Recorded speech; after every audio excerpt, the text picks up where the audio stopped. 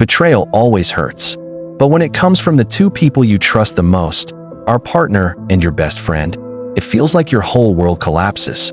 This is my story. The story of how the woman I loved and the brother I trusted most betrayed me. But it's also the story of how I turned that heartbreak into the most unforgettable lesson of their lives. We had been together for 4 years. She wasn't just my girlfriend, she was my future. We talked about marriage, kids, building a life together. And my best friend? He was like family. We grew up together, shared secrets, laughed, cried, had each other's backs. I thought my circle was unbreakable. We'd spend weekends hanging out as a trio, laughing until midnight, and I always thought, this is what loyalty looks like. But loyalty, I would soon learn, meant something very different to them. It started with subtle changes. She suddenly became more busy. My best friend stopped picking my calls as often. The excuses piled up, but I trusted them both. Until the night I'll never forget. I was supposed to meet her at her apartment. She said she wasn't feeling well, so I thought I'd surprise her with soup, flowers, and a movie. But when I opened the door with the spare key she had given me, my heart stopped. There they were, the two people I trusted most. My best friend, my girlfriend, in each other's arms. They froze when they saw me.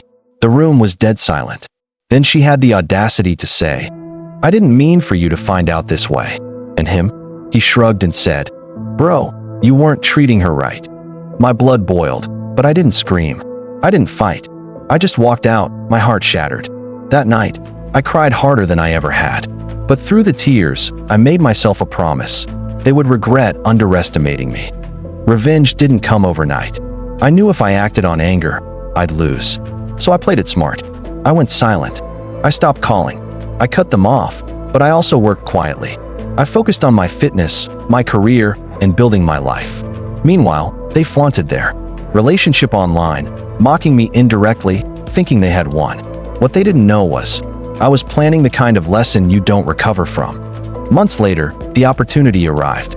My ex had always wanted to start a business, and my best friend? He didn't have the brains, only the charm. They reached out to me. Yes, after everything. They needed advice, and maybe some connections. I smiled and agreed. I pretended to forgive them. I even helped set them up with investors I knew would expose their incompetence. Long story short, they embarrassed themselves in front of the very people they tried to impress. And me? I walked away looking like the professional, while they looked like fools. The final blow came months later. I had moved on, built a stronger life, and started seeing someone new. One night at a high-end restaurant, guess who I saw waiting tables? My ex.